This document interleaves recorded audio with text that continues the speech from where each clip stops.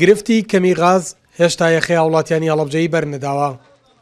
هاوڵاتیان لە نێوەیەکێک لە کارگەکانی پڕکردنەوەی غازدا ڕیزیان بەستووە تاوەک بتڵە غازێک وەربگرن، چونکە چەندین ڕۆژە غاز هاوشێوەی ڕۆژانی پێشوو نەبراوەتە کۆڵانەکانیان.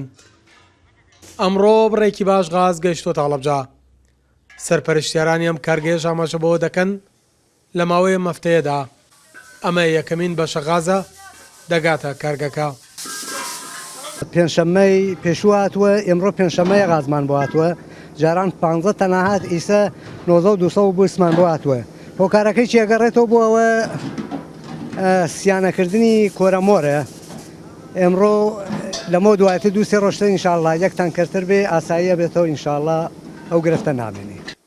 بریکارێکی غاز ئاماژەوە دەکات گرفتی کەمبوونەوەی غاز لە هەڵەبجەدا نزیکەی 1 مانگە دروست بووە.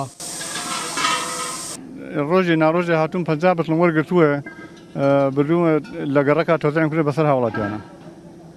ئیسا ئەوە ماوای هەفتەیەکە نەبووە، هەفتەیەکە نەهاتووە ئەو ئەمڕۆ هاتووە. داواکەین لە لایەنی پەیوەندیدار ئەم وەضعە ینی ئاوڕێ بدەن لەم خەڵکە و ئەم تەهلوکەیە نەمێنێ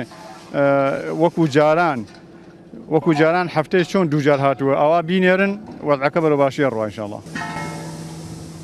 لە ماوەی 2 ڕۆژدا زیاتر لە 2500 بتڵی غاز بەخشراوەتە بریکارەکانی دابەشکردنی غاز لە هەڵەبجە. بە پێی وتەی سەرپەرشتیاری لیژنەی سوتەمەنی گرفتەکە بەرەو چارەسەربوون دەڕوات. نزیکی 20 ڕۆژە بێ و تەنکەرە غازانەی کە بۆ ئێمە هاتن 500 تەنی بوون، ئێستا ئەمڕۆ غازمان پێگەشتووە 90 تەنە. گرفتەکە چارەسەر بووە، سواز بۆخوا بەرەو چارەسەرە ڕات و سبەینێش معاملێکی کەمان غازیە بێت. گرفتەکە چارەسەرە بێ هەفتەی داهاتوو ئێمە ئەوە مەلمانەیە ئینشەڵڵا پشت بەخوا چارەسەر بووە و ئەو تامیرێکە لە کۆرمۆر هەبوو ئەو ئینتاجێکە لە 130 بۆ 35 کەمی کردبوو لە دوێنێەوە چارەسەر بووە. لەگەڵ هاتنی وەرزی سەرما ڕۆژانە هەڵەبجە پێویستی بە 1500 بتڵ غازەیە. لایەنە پەیوەندیدارەکانیش بەڵێنی دابینکردنی ئەو بڕە پێویستیان بە هەڵەبجە داوە.